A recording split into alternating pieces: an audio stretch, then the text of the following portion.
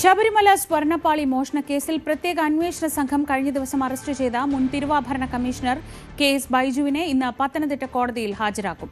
വിശദമായ ചോദ്യം ചെയ്യലിനായി ബൈജുവിനെ കസ്റ്റഡിയിൽ വാങ്ങാനാണ് അന്വേഷണ സംഘത്തിന്റെ തീരുമാനം. കേസിൽ റിമാൻഡിൽ തുടരുന്ന മുരാരി ബാബുവിനെ കസ്റ്റഡിയിൽ വാങ്ങാനും SIT കോടതിയിൽ അപേക്ഷ നൽകും.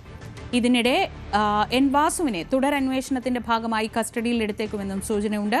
ഉണ്ണികൃഷ്ണൻ പോറ്റിയുടെ കസ്റ്റഡി കാലാവധി പൂർത്തിയാകും മുൻപ് പ്രതികളെ ഒന്നിച്ചിരുത്തി ചോദ്യം ചെയ്യാനാണ് അന്വേഷണ സംഘത്തിന്റെ നീക്കം.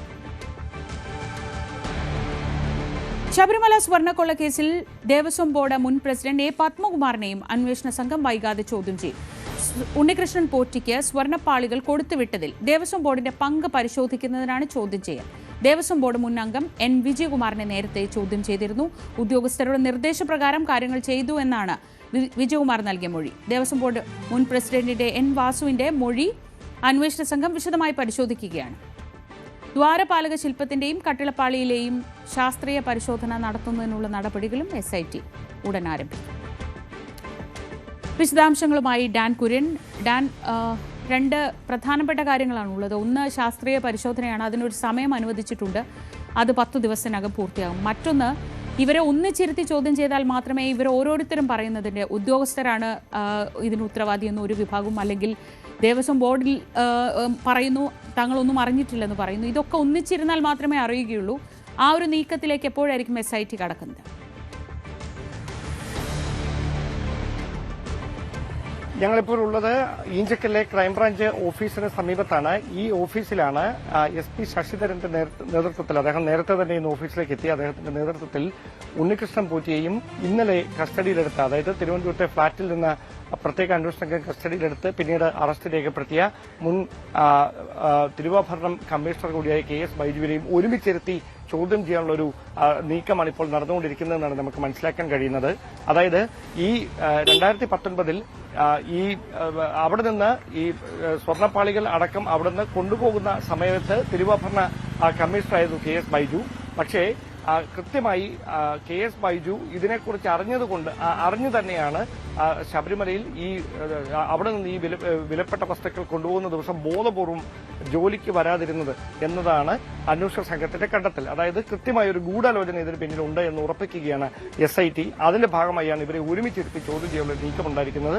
ഒരുപക്ഷെ ഉച്ചയ്ക്കോ അല്ലെങ്കിൽ ഉച്ചയ്ക്ക് ശേഷമോ പത്തനംതിട്ട കോടതിയിൽ ഹാജരാക്കുന്നതിന് വേണ്ടി പ്രത്യേക അന്വേഷണ സംഘം ഇവിടെ നിന്ന് ഈ മുൻ തിരുവാഭരണ കമ്മീഷണറെ കോടതിയിലേക്ക് കൊണ്ടുപോകും. അതിനുശേഷം 2 കസ്റ്റഡി അപേക്ഷകളായിരിക്കും കോടതിയിൽ അവർ സമർപ്പിക്കുക. അതിൽ ഒന്ന് തിരുവാഭരണ കമ്മീഷണറായ K.S. ബൈജുവിന് വേണ്ടിയും അതോടൊപ്പം രണ്ടാമത്തെ കസ്റ്റഡി അപേക്ഷ ദേവസ്വം ബോർഡ് ജീവനക്കാരൻ കൂടിയായിരുന്ന മുരാരി ബാബുവിന് വേണ്ടിയാണ്. അങ്ങനെ ഇരുവരെയും ഒരുമിച്ച് കസ്റ്റഡിയിൽ ലഭിച്ചാൽ ഉണ്ണികൃഷ്ണൻ പോറ്റിക്ക് ഒപ്പം ഇരുത്തി, അതായത് വരുന്ന തിങ്കളാഴ്ച വരെയാണ് പോറ്റിയെ കസ്റ്റഡിയിൽ വിട്ടിരിക്കുന്നത്. അങ്ങനെ ഈ 3 പേരെയും 2-3 ദിവസം കൊണ്ട് ഒരുമിച്ചിരുത്തി ചോദ്യം ചെയ്ത് ഈ തട്ടിപ്പുമായി ബന്ധപ്പെട്ട അവ്യക്തതകൾ മുഴുവൻ തീർക്കാൻ കഴിയും, അല്ലെങ്കിൽ ഇതുമായി ബന്ധപ്പെട്ട കൂടുതൽ വിശദാംശങ്ങൾ ലഭിക്കും. ഈ ഉദ്യോഗസ്ഥർക്കും ഉണ്ണികൃഷ്ണൻ പോറ്റിക്കും അപ്പുറത്തേക്ക് ഈ ഇതുമായി ബന്ധപ്പെട്ട N. വാസുവിനെതിരെ അടക്കം ഉയർന്നു വന്നിരിക്കുന്ന ആരോപണങ്ങളിൽ എന്തൊക്കെയാണ് നിജസ്ഥിതി എന്നതടക്കമുള്ള കാര്യങ്ങൾ വ്യക്തത വരുത്താൻ ഇവരെ ഒരുമിച്ചിരുത്തി നടത്തുന്ന ചോദ്യം ചെയ്യലൂടെ കഴിയുമെന്ന പ്രതീക്ഷയിലാണ് അന്വേഷണ സംഘം. അതിന്റെ ഭാഗമായാണ് 2 പേർക്ക് വേണ്ടി ഇന്ന് കസ്റ്റഡി അപേക്ഷ നൽകാനുള്ള നീക്കം പ്രത്യേക അന്വേഷണ സംഘത്തിന്റെ ഭാഗത്തുനിന്ന് ഉണ്ടാകുമെന്ന് അറിയുന്നു. ശരി ഡാൻ, മറ്റൊരു കാര്യം, ഈ പുതിയ ദേവസ്വം ബോർഡ് ഇന്ന് അതിന്റെ വിവരങ്ങളൊക്കെ പുറത്തു വരുമെന്നാണ് കരുതുന്നത്. ഈ പ്രശാന്തിന് പകരം ആരായിരിക്കും എന്ന കാര്യത്തിൽ ഏതാണ്ട് ഒരു ധാരണയാവുന്നുണ്ടോ? ദേവകുമാറോ അല്ലെങ്കിൽ A. സമ്പത്തോ, ആരുടെ പേരിനാണ് ഇപ്പോൾ മുൻതൂക്കം ഉള്ളത്? എന്തൊക്കെയാണ് വിശദാംശങ്ങൾ?